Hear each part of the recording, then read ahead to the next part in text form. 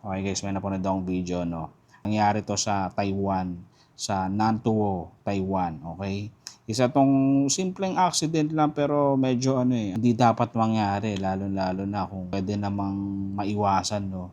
So ang nangyari dito, nalaglag yung bata sa board nung motor ng kanyang nanay, no. So parang nilagay siya sa harapan habang umaandar, nag-brake kasi may stoplight, no. Tapos ito kung mapapansin nyo, no, ano to sa Zhongzhang Road to Zhongzhang Road. So panoorin nyo guys.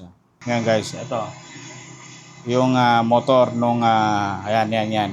Kita nyo, nalaglag yung bata. Nalaglag, di ba? So tinulungan siya nung katabing rider. Hindi sila magkakilala pero ano siya, ayan, inangat yung bata, binalik sa nanay. Okay? So ano to, scooter lang siya, no. Medyo hindi siya maganda sa pangyayaring to kasi paano kung may mga sasakyan sa likod, di ba? O kaya may mga motor na nag-overtake sa kanila, no.